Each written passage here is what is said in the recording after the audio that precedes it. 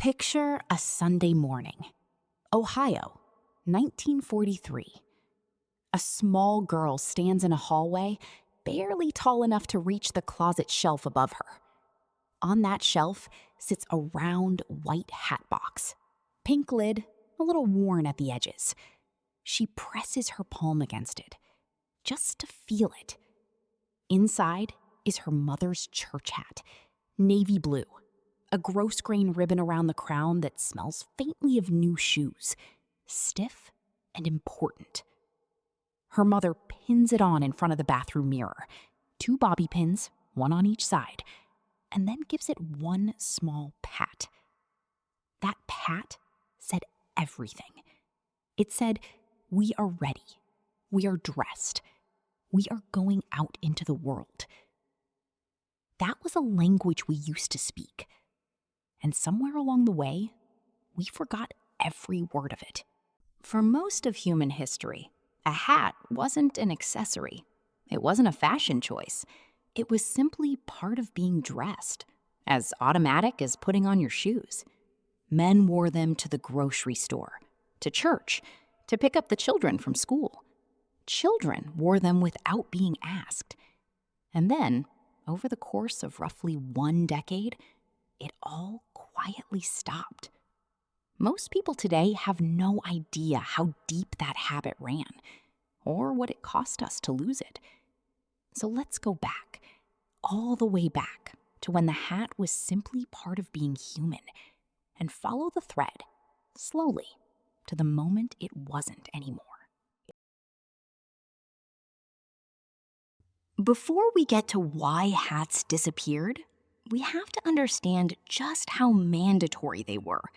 And this one surprises people every time. In the 1940s and early 1950s, certain department stores, Marshall Field's in Chicago, Wanamaker's in Philadelphia, had an unspoken expectation. Women who entered the better floors were expected to be hatted.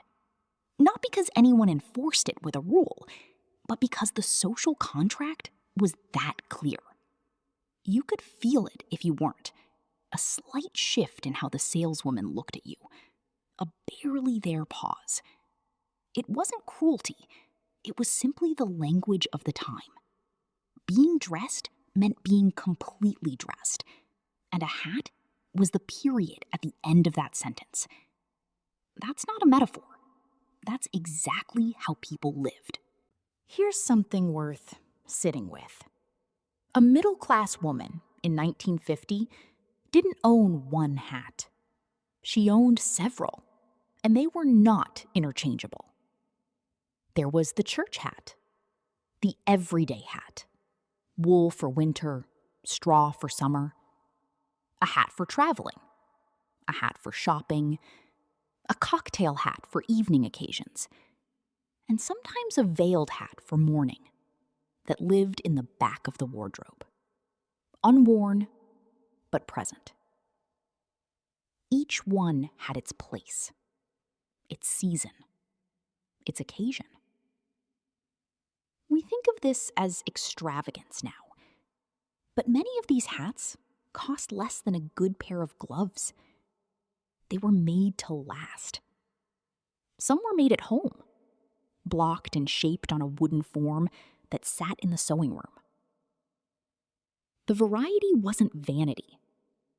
It was vocabulary. For the first half of the 20th century, an American man without a hat was a man who either couldn't afford one or had just come from bed. That was essentially the entire range of acceptable explanation. The fedora, a soft felt hat pinched at the crown, brimmed wide enough to shield the face, was the uniform. In newsreels from the 1930s and 40s, you can scan a crowd of thousands and struggle to find a single bare male head. They wore them on the train, at the ballpark, walking into the office. The hat came off indoors, hung on the rack by the door, and went back on when you left. It wasn't fashion. It was structure. A daily ritual of putting yourself together and of knowing exactly where you stood. And this one surprised me the most when I first started pulling this story apart. There was an entire silent grammar around hats that almost no one had to be formally taught. You absorbed it, the way you absorbed table manners, by watching from the time you were small. A man tipped his hat to a woman passing on the street. He removed it entering a building, a home, or a church. He held it over his heart during the national anthem. He took it off when a funeral procession passed, even if he didn't know the deceased. These weren't laws. Nobody fined you for keeping your hat on in a foyer. But these gestures carried weight. They said, I see you. I respect this moment. I know where I am. What we lost when we lost the hat wasn't just the object. It was the gesture and the quiet dignity that lived inside it. Before the pillbox, before the cloche, before the beret, there was the hatpin era. And it deserves a moment of its own. From the late 1800s through the 1920s, women's hats were wide, elaborate, and heavy, pinned directly to the hair with long steel pins, sometimes 8 or 10 inches long. They were an engineering feat worn on the head. Those hat pins became so notorious that cities actually passed ordinances limiting their length in public, after reports of women using them to fend off harassers on streetcars. The hat pin, in other words, was both fashion object and self-defense tool. It tells you something about women of that era that nobody mentions much. They were not simply decorative. They were practical, inventive, and quietly formidable. The hat was just the most visible part. Which means the ritual of the hat, for women especially, was never really about appearance. It was about agency, about choosing every single morning the form in which you'd meet the world. What comes next changes how you see the economy of everyday life in the mid-20th century. Before the mall, before the big box retailer, before online shopping, nearly every American town of any size had at least one milliner, a hat shop, sometimes two. The milliner knew her customers by name, by head size, by which colors suited their complexion. She stocked felt and straw and velvet. She could block a crown, retrim a brim, reshape a hat that had been rained on. It was a trade, a real, skilled trade, and it employed tens of thousands of women across the country. By 1970, most of those shops were gone. Not because the women who ran them failed, because the culture that needed them had quietly walked out the door. And here is where the story gets stranger. Because the forces that dismantled hat culture weren't dramatic. They were quiet, almost accidental, hiding in the shape of a car roof, the glare of a television screen. You'd never have seen them coming. If one hat shape captured an entire decade, it was the cloche, the 1920s. Deep crown, small brim, pulled low over the forehead, often made of felt in earthy tones, mustard, forest green, the brown of wet leaves. The cloche wasn't just a style, it was a statement. Women had just won the vote. Hemlines were rising, hair was being cut short, scandalously, shockingly short, for the first time in modern history. And the cloche fit that new short hair perfectly. The hat and the haircut arrived together. One didn't make sense without the other. It's a reminder that hats were never really just about the head. They were always about who the woman wearing them was choosing to become. And that, the choosing, the deliberate daily act of deciding who you are before you walk out the door, is the thread that runs through this entire story. The hat was just how you held it. There's a hat that carries more memory than almost any other. Small, round, flat-topped, made of velvet or wool, set at an angle on the back of the head. The pillbox. And if you lived through the early 1960s, you already know exactly why. Jackie Kennedy wore the pillbox the way she wore everything, with a kind of effortless, understated precision that made the whole country pay attention. Halston designed her inaugural pillbox, and within weeks, women across America were wearing their own version. But here's what gets lost in the glamour of that image. For many women, ordinary women, not first ladies, the pillbox wasn't about glamour at all. It was about identity, about finding yourself again in a small, quiet object. One woman, now in her 80s, remembers it this way. It was the winter of 1960. She'd just had a baby. She was exhausted in the particular way that new mothers are, hollowed out, invisible to themselves. Her husband's company Christmas party was coming, and she almost didn't go. But she put on her good wool dress, the dark green one, and pinned on a small black velvet pillbox. Very simple, no embellishment. She looked in the mirror, and for the first time in months, she saw herself. Not a mother who hadn't slept. Her. Just her. She walked into that party, and her husband's boss said, "Harold, your wife is very elegant." She kept that hat for 30 years. Not because of a compliment, but because that hat had given her back a piece of herself on a night when she had almost nothing left to give. That is what a hat could do. That is what we don't talk about when we talk about fashion. Here's a practical reason that rarely gets the credit it deserves. As automobile ownership spread through the 1950s, car design changed. Rooflines got lower, interiors got sleeker, and a man in a wide-brimmed fedora found himself fighting his own hat every time he tried to get behind the wheel. The wide brim caught the doorframe, the crown scraped the headliner. The hat had to come off, and once it came off and sat on the passenger seat, it was slightly crumpled, slightly out of shape, and the habit of wearing it had already been interrupted.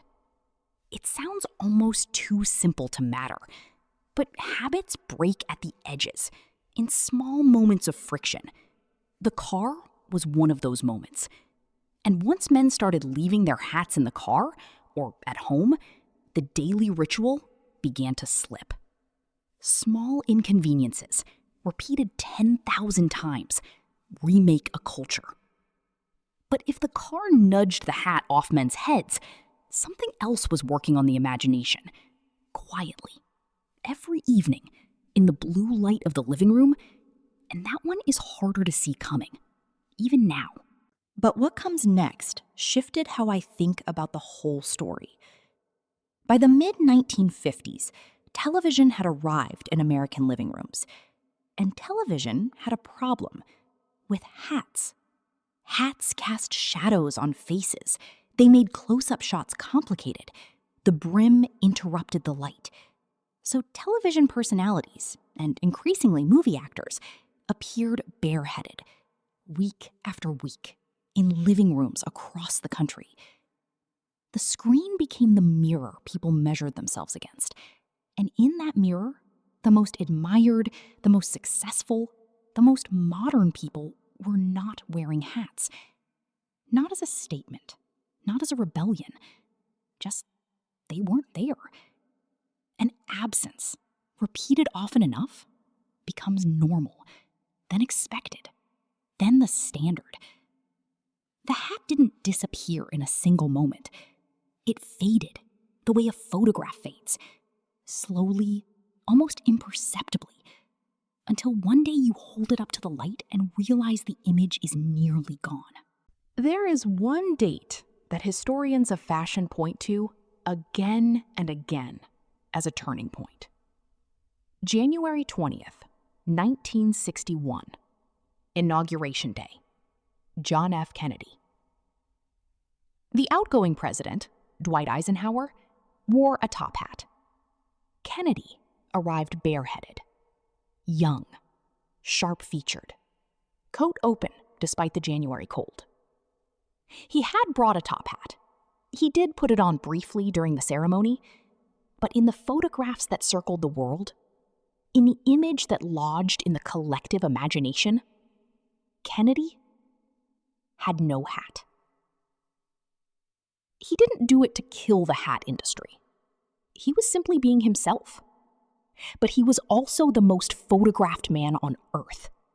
And what he wore and didn't wear traveled everywhere. Hat makers later estimated that the American men's hat market declined sharply in the years immediately following. They weren't wrong about the cause.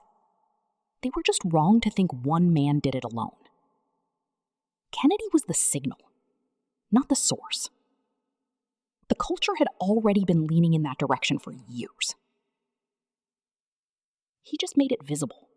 And here, at the very center of the whole story, is the thing that matters most. The hat was never really about the hat. It was about the act of preparing yourself, of standing at the mirror and making a series of small, deliberate choices that added up to, I am ready. I belong in this day.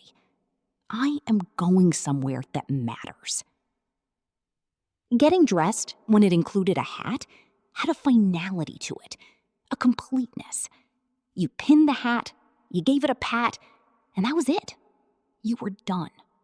You were whole. We don't have that moment anymore, not in the same form. We have more choices now, more options, more freedom. And freedom is genuinely good. Nobody is arguing for a return to rules that were often unfair, often rigid, often designed to constrain as much as to dignify. But somewhere in all that freedom, we lost the ceremony, the ritual of the small pat that said, all right, we're ready. That is what the hat was. That is what it carried. And that is what quietly left the world when the hat boxes were finally put away for the last time. I think about that little girl in Ohio sometimes, standing on her tiptoes, pressing her palm against a pink hat box lid she wasn't supposed to touch. She grew up. She wore hats. She raised children who mostly didn't. She watched the world change, and she didn't call it better or worse. She just noticed. She hoped years later that anyone who looked back at that era might slow down for just a moment. Not to wish they lived then, not to feel sorry for what was lost, but to notice that life had a different texture, that things had weight to them. That a hat once said without a single word, I am here. I am dressed. I belong wherever I am going. Maybe that's the real question worth sitting with today. Not why we stopped wearing hats, but what small ritual, what quiet ceremony we might choose to carry forward. If this brought back a memory, a grandmother's hat, a hat box in a closet, a Sunday morning you'd almost forgotten, leave it in the comments. Those small details matter more than you know. And if you'd like to keep going, there's another story waiting for you about the everyday rituals that quietly vanished from American homes, one decade at a time.